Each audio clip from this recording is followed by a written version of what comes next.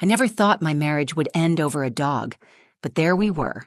Me standing in the kitchen, still in my pajamas, trying to hold back tears, while Bryce, my husband of 10 years, zipped up a suitcase like he was heading out for a business trip. Only this time, he wasn't coming back. He looked at me, cold, flat eyes, and said, "I'm taking Zeus. You get the kid." No goodbye, no discussion. Just that. Zeus is our golden retriever. We got him before our son Eli was born. He's practically part of the family, slept at the foot of our bed, chased Eli around the yard, even rescued socks from the laundry basket like it was his job, and Bryce just claimed him, like a piece of luggage. I remember standing there frozen. I opened my mouth to say something, anything, but then she chimed in. Joan, his mother, always lurking just close enough to comment, but never far enough to be helpful. She was standing by the door, fake pearls around her neck and an actual smirk on her face. "Well," she chuckled, "at least the dog's trained." They laughed. Like my son was some broken toy I now had to keep while they got to walk off with the prize. Like being a mother, full-time in the middle of a divorce, was the losing hand. I felt like the oxygen had been pulled out of the room, but I didn't say anything then. I didn't scream. I didn't cry in front of them. I just turned and picked up Eli's drawing off the counter, one he made of the three of us holding hands under a giant sun, and walked straight past them. Because he was in the next room. Eli, 9 years old, sitting cross-legged on the carpet, headphones in, coloring. He didn't see the storm breaking apart around him, not yet. And in that moment, I made a promise to myself. He will never think he was the problem. Let Bryce take the dog. Let Joan think she won. I'd take the kid. I wanted the kid. And I was going to protect him from everything, especially from the people who laughed at his pain. But that's not the part I came here to tell you. The part you need to hear is what happened a few weeks later, on court day. That's when my son, my sweet, quiet, observant Eli, walked up to the judge, cleared his throat, and asked, "Mom, can I read what Dad texted me last night?" The whole courtroom went dead silent. The judge raised his eyebrow. Bryce's lawyer's face went completely pale. Joan, sitting behind us in a navy blue blazer and smug expression, looked like she'd swallowed her own tongue.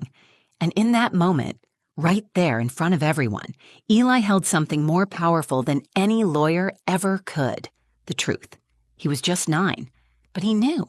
And for the first time, the adults in that room had no choice but to listen.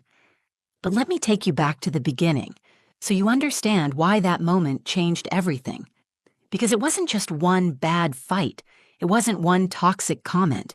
It was years of quiet erasure, gaslighting, Bryce making me feel like I was always overreacting, always too emotional, always the one ruining everything. It was subtle, but constant. When Eli cried after Bryce yelled, it was my fault for not teaching him to toughen up. When I asked for help, I was nagging. When I finally said I wanted out, he told people I was unstable, that he was just trying to hold the family together. And people believed him. They always did. Because he's charming, good with words, great smile. The kind of guy who calls waitresses sweetheart and gets away with it. But Eli saw things no one else did. He saw how his dad's face changed the second we were behind closed doors. He saw how I'd stop mid-sentence when Bryce walked into the room. He noticed that I never laughed anymore, not really. And when Bryce took the dog and walked out of our lives like we were leftovers, Eli didn't cry. He just sat next to me that night holding Zeus's old collar and said, "I don't think Dad likes us very much." That was the beginning of the end, and, unknowingly, the start of the truth finally coming to light. When people picture a single mom going through a custody battle, they often imagine chaos, screaming, slamming doors, cops being called. But that's not how mine started. Mine began in silence. It was the silence after my husband, Bryce, left with our dog and a smirk. The kind of silence that follows a tornado, not noisy, just empty. Every drawer he cleared, every coat he took off the hook, it all echoed through the house like a whisper saying, "He's gone." At first, Eli didn't ask many questions. He just kept drawing, sketching superheroes, sunsets, and sometimes pictures of our dog Zeus with a cape. I pretended everything was fine. I overcompensated. Homemade lunches with handwritten notes, extra bedtime stories. I let him fall asleep in my bed most nights because he was afraid of the dark again. He hadn't been since kindergarten. Our little two-bedroom apartment wasn't fancy, but it was ours. I had painted Eli's room light blue and strung little star-shaped lights around the ceiling. He liked it when the stars watched over him. I worked from home as a freelance designer, taking on odd jobs while Eli was at school. It paid the bills, barely. But it gave me time with him, and I wasn't about to give that up for anything. The mornings were the hardest. That's when I noticed how much things had changed. I'd wake up and find Eli already dressed, sitting quietly at the table, staring at the cereal box but not eating. He used to bounce around in the morning, asking 100 questions about dinosaurs and space and how many teeth sharks really have. Now, he was just still. I knew he was hurting, and I didn't know how to fix it. When Bryce and I first met, he was magnetic, confident, charming, ambitious. He made me feel seen in a way I hadn't felt in years. I was 23, working at a print shop. He came in to get business cards and left with my number. Within a year, we were married. By the time Eli was born, I had already started making excuses for him. At first, it was little things. He'd forget to pick me up after work, or he'd joke about me letting myself go right after I gave birth. He called it banter. I called it a bad day. But those bad days turned into a pattern. He controlled the money, the thermostat, the way I parented.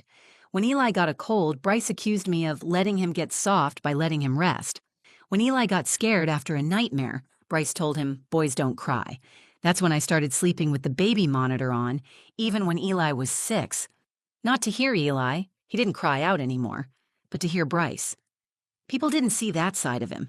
They saw the Bryce who hosted backyard barbecues and gave funny toasts. Joan, his mother especially, she thought Bryce walked on water. She once told me, "You're lucky he puts up with your moods." And I remember staring at her, wondering how many other women had been silenced with that same sentence. I was exhausted, not just from parenting, but from pretending we were a happy family, pretending I wasn't shrinking inside my own home, pretending Eli was okay. The final straw wasn't dramatic, no cheating scandal, no screaming match. It was a Tuesday afternoon. Bryce came home late, tossed his keys on the counter, and asked if Eli had finished his spelling homework. I said yes. He said, "Good, because I don't want him ending up like you, barely scraping by." He said it casually, like he was talking about the weather, and then he walked into the next room to check his emails. That night, I waited until he was asleep. I got up, walked to the bathroom, locked the door, and cried on the floor. Not because I was sad, but because I finally knew I was done. It took 3 more weeks for him to leave, and when he didn't pack up quietly. He took Zeus, his dignity, and any sense of decency he had left, and told me I got the kid. That phrase kept replaying in my mind. You get the kid, like Eli was some unwanted item in a divorce auction. But the truth is, I wanted the kid, because he was kind, empathetic, smart. He saw people in ways adults couldn't. And if Bryce couldn't see the value in that, then Eli didn't need him. I didn't know then how much Eli had noticed. I didn't know how much he'd been holding in. But I'd find out. Soon. And so would the judge. The first custody meeting was in a sterile office downtown. Beige walls, leather chairs, a fake fern in the corner, designed to feel neutral. It didn't. Bryce walked in 10 minutes late, wearing a blazer and smiling like he was the one getting interviewed. Joan trailed behind him, uninvited, but smugly planted herself in the waiting area with a Tupperware of homemade banana bread she offered to the receptionist, like we were all one big, happy family. I sat across from Bryce and watched him perform, polite, calm, the concerned father. He talked about routine, stability, and his deep commitment to Eli's well-being. Every word made my skin crawl because I knew who he really was behind closed doors. He wanted shared custody. Week on, week off, I was stunned. This man hadn't called Eli once since he left. Not a single FaceTime, not even a text. When he came to pick up his mail, he stood outside like a stranger and never asked how Eli was doing. And now he wanted half of Eli's life handed back to him like a pizza order. I tried to stay composed, but the words rushed out.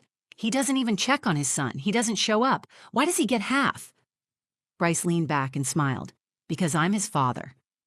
That's when I realized this wasn't about Eli. This was about control, about winning, about image. And Bryce wasn't doing it alone. Joan started inserting herself into everything. She'd email me passive-aggressively, just checking in to make sure Eli's eating enough greens. He's looking a little puffy in that school photo. Then there were the school drop-offs. Bryce would suddenly appear unannounced, wearing his #1 dad hoodie, waving to the other parents, handing Eli granola bars like he was the provider of the year. And Eli? He looked confused, uncomfortable. He stopped smiling in the mornings. At home, I noticed a shift. Eli had more questions now, harder ones. Why does Dad say you don't want me to see him? Did you tell him I'm scared of his house? Is it bad to cry when I miss Zeus? That one gutted me.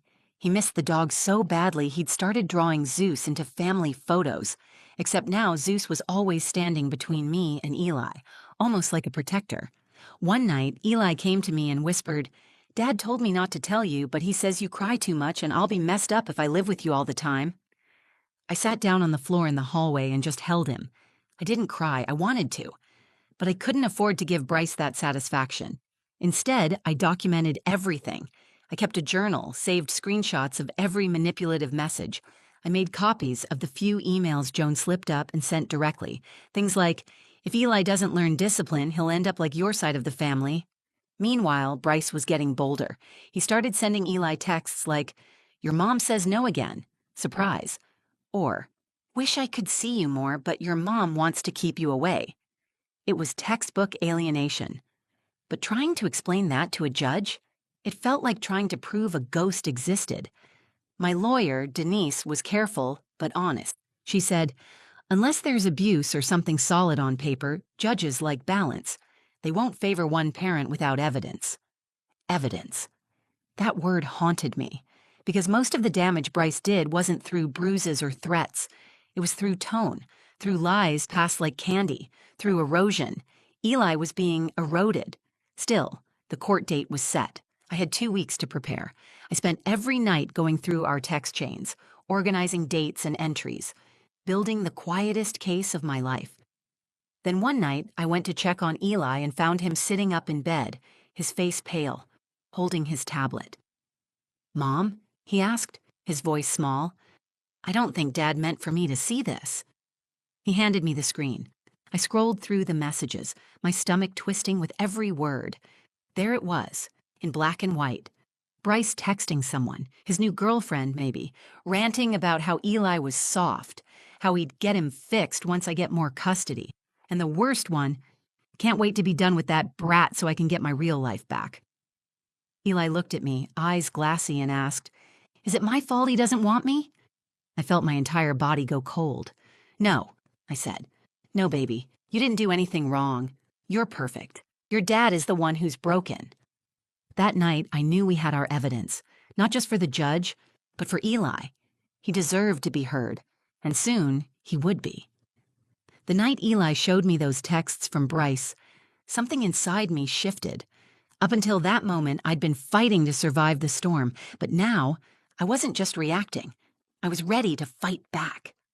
I sat on Eli's bed, holding the tablet, reading the words over and over.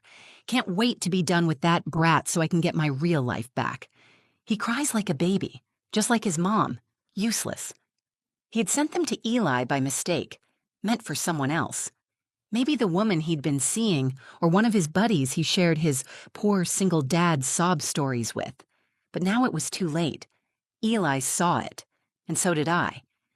I took a breath and looked at my son. His face was pale and still, like he was trying to disappear into his blanket. He didn't want comfort. He wanted truth. "Did you read all of it?" I asked. He nodded. "I didn't want to, but I couldn't stop. I thought maybe I was bad." "No," I said immediately. "You are not bad, Eli. He's wrong. He's so wrong." And I meant it.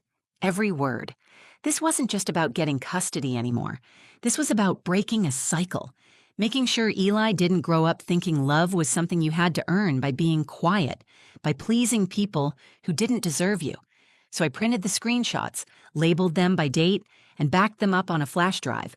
I contacted Denise, my lawyer, first thing the next morning. Her voice tightened as I read her some of the messages. "This is big," she said. "This could swing everything. But are you sure you want Eli to speak?"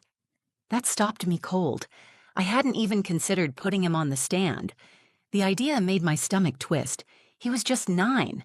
I didn't want him tangled in courtroom drama, questioned by cold-faced attorneys, or forced to stare his dad in the eye and relive all this.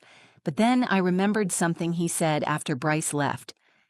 "You always tell me to speak up when something's not right. Is this one of those times?"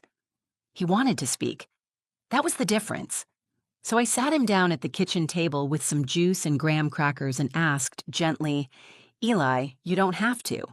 But if you want to talk to the judge, if you want to tell him how you feel, I'll be right there." The whole time. He looked at me, serious beyond his years, and said, "Can I show him what Dad wrote?" "The judge needs to know the truth, right?" I blinked back tears. "Yes, baby, he does." The next few days were a blur of preparation. Denise arranged for the evidence to be officially submitted. We created a timeline of events, built a narrative, filed for a formal statement from Eli to be reviewed by the court beforehand. Meanwhile, Joan started showing up at Eli's school again. Once she tried to hand him a gift during dismissal, some action figure and a little card that read, "Daddy's just fighting for you." Eli gave it to me and asked, "Why does it feel like a trap?" Because it was. I reported it. Denise filed a complaint. Bryce, as usual, texted me that I was using Eli against him, that I was weaponizing a child. Classic projection. But I didn't take the bait. Instead, I kept Eli close. We talked every night, not about the court, but about how he felt, what scared him, what made him strong. He asked questions, and I answered with honesty. No sugarcoating, no false promises. The night before the hearing, Eli couldn't sleep. He lay beside me, quiet in the dark, and whispered, "What if the judge doesn't believe me?" I turned to him, brushed his hair back, and said, "The truth doesn't need to be loud to be real. Just speak from your heart. That's all you need to do." He didn't say anything after that, but he reached for my hand and held it tightly. The next morning, we got dressed in quiet. I put on a navy dress and simple earrings. Eli wore his school uniform, freshly ironed, with his favorite red sneakers. He said they made him brave. Outside the courthouse, Denise met us with her briefcase and a solemn nod. Bryce was already there, pacing in a charcoal suit, flanked by Joan and a man I assumed was his lawyer. He looked at me once. I didn't look back. We walked in, signed our names, and took our seats. I looked down at Eli and whispered, "You still want to do this?" He nodded. "I'm ready." And for the first time in a long time, I believed we were going to be okay. Because this time, the truth wasn't just on paper. It had a voice, and it was about to be heard. The courtroom was colder than I expected. The walls were beige, the chairs stiff, and everything smelled faintly like paper and old coffee. Still, it was the quiet that I remember most. That thick, waiting silence before a judge enters, the kind where you can hear the rustle of every paper and the beat of your own heart. Eli sat next to me at the petitioner's table, swinging his feet just above the floor, trying to look brave. He held his small notebook in his lap, the one where we had practiced his statement just in case. His red sneakers peeked out from under his pressed pants, and I could see how tightly he was clenching his fingers. Across the room, Bryce sat upright, perfectly rehearsed in his tailored suit. He glanced at Eli once, but quickly looked away. Joan sat behind him, lips tight, eyes scanning the room like she was the one being judged. When the judge finally walked in, everyone rose. He looked down at the file before him, our case number, names, and the stack of documents we'd submitted over the last few months. He didn't smile. He didn't need to. After the formalities, Bryce's lawyer stood to speak first. She was polished and confident, laying out a narrative I had heard 100 times. Mr. Carter seeks equal parenting time, emphasizing routine and emotional balance for the child. He has demonstrated consistent interest in Eli's well-being. Consistent interest? He hadn't called Eli on his birthday, hadn't asked about his allergies, didn't even know Eli still slept with his nightlight. Clenched my jaw and stayed silent. Then it was our turn. Denise stood with measured calm. Your Honor, we are requesting primary physical and legal custody. We have submitted documented evidence showing concerning communication and behavior on Mr. Carter's part, including messages sent to the minor. The judge raised an eyebrow. To the child? Denise nodded. Yes, Your Honor, and with the court's permission, Eli would like to speak. There was a pause. A real pause. The judge leaned slightly forward. Are you sure, son? Eli glanced up at me. I gave the smallest nod, and he slowly stood. I want to say something, he said, his voice soft but clear. The judge gestured him forward. Come on up, Eli, take your time. He walked slowly to the front of the courtroom, notebook in hand. His hands trembled, but he stood tall, taller than I'd ever seen him stand. He opened the notebook and took a breath. My dad sent me some messages. I wasn't supposed to see them, but I did, and I think the judge should know.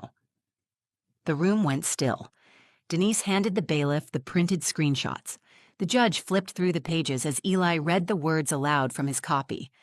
Can't wait to be done with that brat so I can get my real life back, Eli read, his voice catching. He looked at the judge. He was talking about me.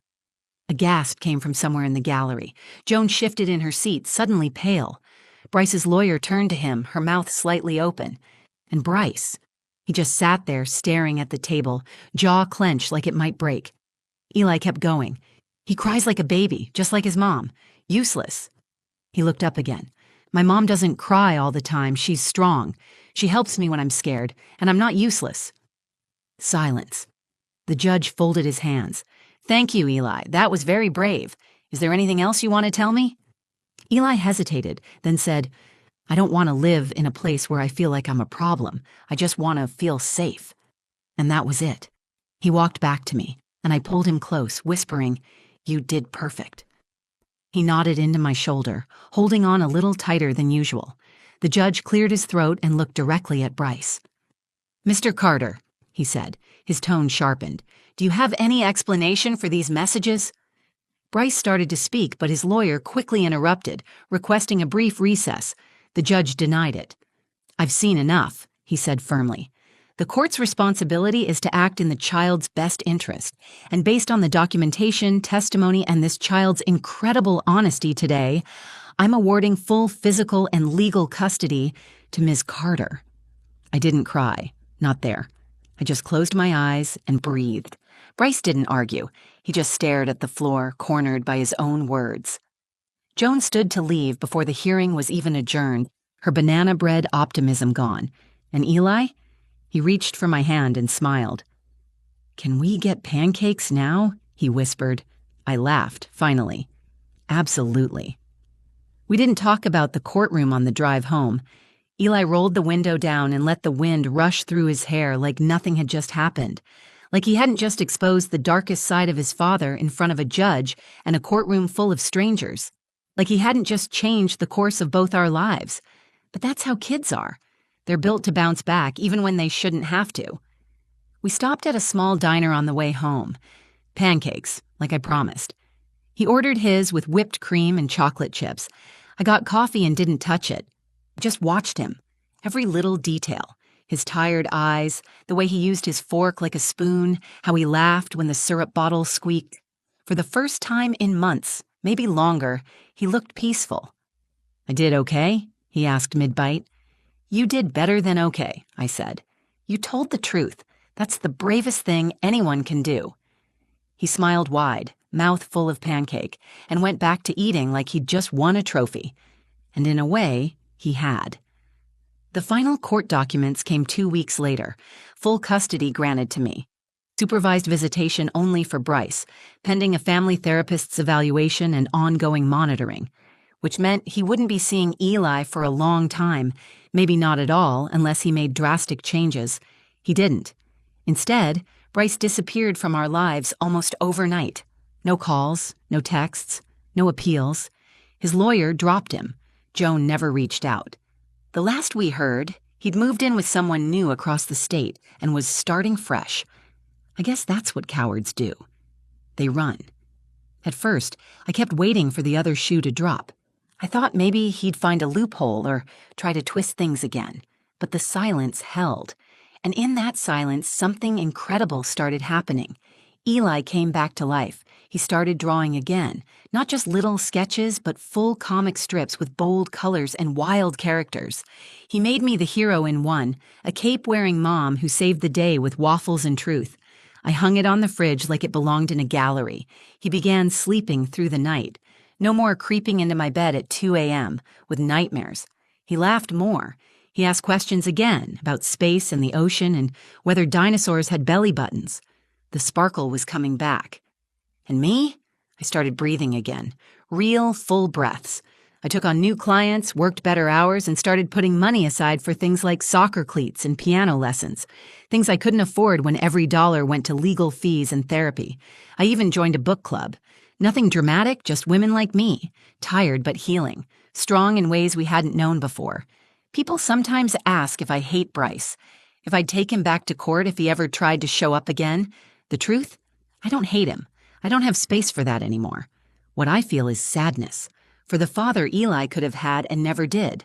For the man who could have been someone's safe place and chose control instead. For the boy inside him who probably never learned how to love without using it as leverage. But I don't carry his weight anymore. I stopped the day Eli stood up for himself and told the truth. I do still talk about that day in court, though. Not because it was dramatic or victorious, but because of what it meant. It meant Eli's voice mattered. It meant a child could be heard and believed, not just dismissed because he was young or small or told what to think. It meant the cycle stopped with us. And if there's one thing I'd tell anyone watching this, any mother who feels erased, any child who feels unseen, it's this. You are not powerless. Not when you have the truth, not when you have love, and definitely not when you have courage. Bryce took the dog. He thought he was walking away with something valuable, something clean and obedient and easy. He left me the kid. And let me be clear, I got the better deal. Because my son is brave. He's honest. He's growing up knowing that love doesn't come with conditions and that being kind is never a weakness. That courtroom didn't just change a custody agreement. It gave my son back his voice. And it gave me back my life. If this story moved you, even just a little, please give this video a like. It helps more people find it, especially those who might be going through something similar and need to know they're not alone. I'd love to hear your thoughts in the comments. Maybe you've been through a custody battle. Maybe you were the kid in the middle. Or maybe you just want to send some love to Eli. Whatever it is, your voice matters here. And if you haven't already, hit that subscribe button and turn on notifications. I share real stories that shine a light on resilience, family, and the quiet strength it takes to speak the truth, even when it's hard. Thanks for watching. Take care of yourself and take care of your people.